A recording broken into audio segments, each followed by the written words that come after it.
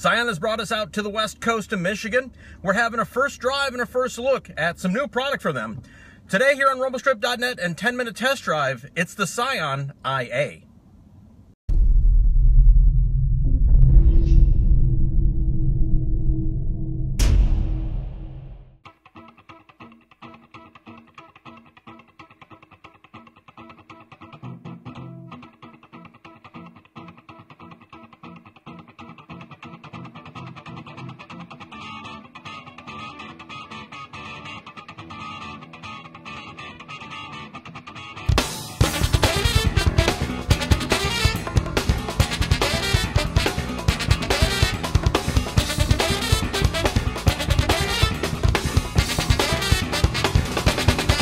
So we're taking a break here from the drive on the Scion IA and the IM, which you can see in another video. And, well, it's about 95 degrees and the humidity's close, so it feels more like Atlanta than Michigan in the summer. So we're going to sit here in the car with the air conditioning running as we've been out all morning and through most of the afternoon taking a drive, and pretty tight schedule had us where we didn't really have a good spot to stop and do any filming or do any shooting. So we're at the spot we've done our shooting for the photos, and let's talk to you a little bit about this new Scion IA. It is a B-class segment car, so, you know, very small subcompact, and this thing has some good genes in it, and by that we mean it is very heavily based, and it's not quite a rebadged, but it's close to a rebadged Mazda 2. And if you go back and you read any review on the Mazda 2, you'll see that most people who drove one really liked it. And with this car, it retains all of that, you know, sort of ZoomZoom DNA. You know, this is a very small car. It's compact. It's a little bit tight. You know, if you got two big people in the front, you're not going to be bumping shoulders, but there's not exactly a ton of room there. The back seat room is tight, but if, say, me at 5'10", I can sit behind me, it's, you know, a little crunchy, but you gotta kind of spread the knees a little bit, but it's certainly doable, and you can ride back there in some comfort. One of the big things on this vehicle is going to be the styling. You're either going to like it or you're not. The sort of catfish mouth front end of it is, you know, it's going to be distinctive. And Scion has actually said, you know, as much as they've tried to kind of get away from the edgy stuff, this is something that they kind of look to do on this car, and have it as being something you either like or you don't. It's going to make a statement one way or the other.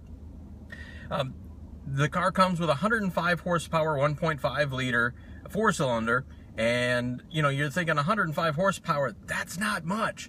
But believe it or not, it's very adequate in this thing because it only weighs 2,400 pounds.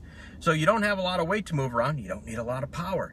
And in that sense, it's also going to get some very good gas mileage. It gets high 20s in the city, kind of mid 30s combined, and then high 30s on the highway. And we'll annotate that information for you. We did our technical briefing last night. I've been driving all day, so don't have all the facts and figures right off the top of my head. As we said, driving it is good. You have some good road feel. It's available in either an automatic or a manual transmission, a 6-speed manual transmission, which is nice. Granted, 90% of the people who are going to buy this car, if not 95%, will opt for the automatic, and they'll be missing out, but anyone who drives an automatic typically is missing out. Understanding if you're driving to a job and you're stuck on the commute and it's a lot of stop and go driving, we get that you'd prefer the automatic. Overall, fit and finish is really, really good. And the big thing on this is price. It's going to sticker for just a little over $16,000 once you throw in the $795 for, you know, destination charges. You only have a couple of options. Do you want a manual? Do you want an automatic? What color do you want? Do you want navigation? There's a few little trim bits in here, but pretty much that's going to be it. So for a very reasonable price, you're going to get a very well-equipped vehicle. You can get navigation, as we said. It has 7-inch touchscreen, which is straight out of the Mazda camp on this one, and that's a decent, you know, infotainment system. The gauges are good, the fit and finish, the materials are fine. I mean, yes, there's a lot of hard plastic in here, but you are talking about a $16,000 car. Who should be looking at this? Well, if you're looking to buy your very first car, this isn't a bad option if you're tight on cash. You know, if you've been driving used cars and you kind of want something new, but you really are going to be stretching the budget to do it, you know, this is, again, going to be a great call for you because it's going to be affordable. The monthly payment is going to be very reasonable. You know, it's got 2 USB ports. You could actually hook 2 different phones up in here, and it'll understand that there's 2 different phones. So if one has better music than the other, great. You know, no worries on that. Overall, we like the car. It drives well, gets good fuel economy, it's well built, and if you're in the market for the subcompact B segment car, you know, Hyundai Accent, Ford Fiesta, and, you know, a few others in there, Chevy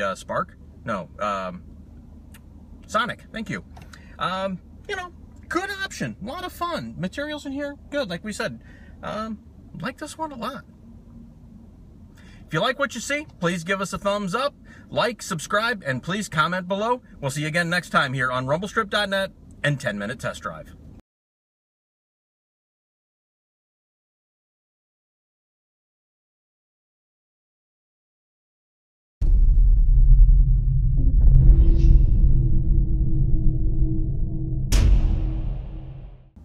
Scion has brought us out to the west coast of Michigan to take a look at 2 of their new vehicles, the IA and the IM.